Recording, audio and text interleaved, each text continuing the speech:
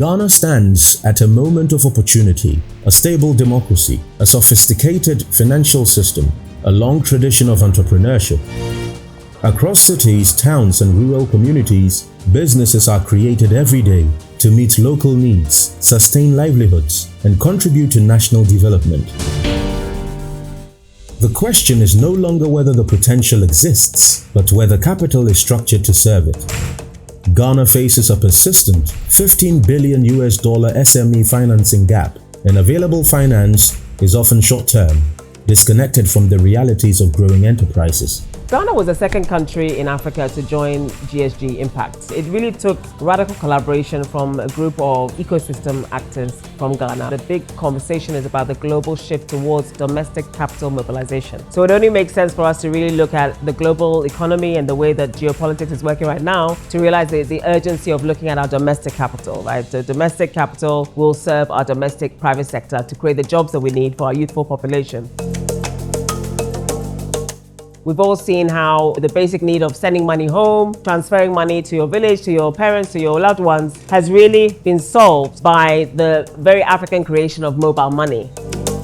We started that and we've seen how wildly successful that's been, right? So the same way that we have domestic, local talent and innovation is the same way that our institutional capital needs to match that kind of innovation to create the jobs and tackle some of our huge challenges and make the impact that we need to see. Much of the capital circulating is designed for speed and scale, not for the patient, aligned investment the local markets actually need. This is where impact investing becomes critical. In Ghana, the coordinating role is played by Impact Investing Ghana. Since 2019, IIGH has served as a national convening platform, aligning the expectations of capital providers with the realities of local enterprises. In 2019, when Impact Investing Ghana was born, we did a seminal research study that identified pension assets as an untapped opportunity to unlock funding for SMEs. Over 10 billion in assets, but only less than 1% was invested in the real economy, in SMEs. Under its leadership, Ghana has launched and built digital infrastructure for inclusion so all businesses can have access to investors. IIGH also led the charge to unlock pension funding for SMEs.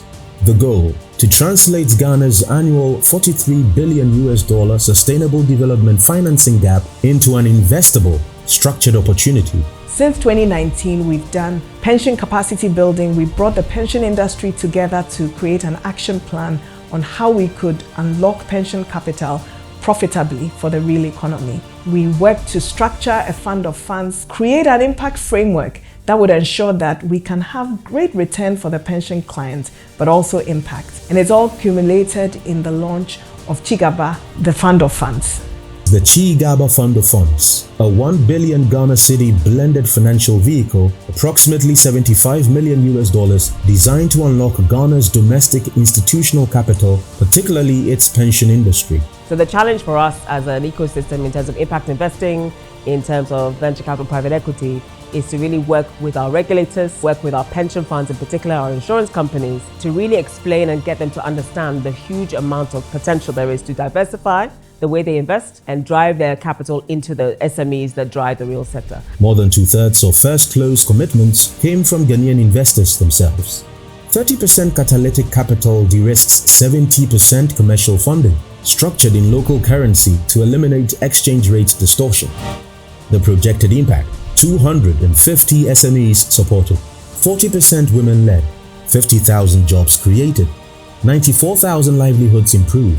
I really believe that if we want to finance the SMEs that we have and make them grow large, deliver jobs, transform our country, we need to do it by design. We need to intentionally unlock money and put it into structures that give businesses money that they need at the right time, right structure, right tenure. And we need to work with the businesses to ensure that impact is not just like an oversight, but something they do because it's good for business. It makes sense, and you are rewarded because of impact. The pro bono hours, the structuring, the business planning to join the GSG was an entire process, and now we see a very active impact ecosystem across the continent, and that's something we're very proud of.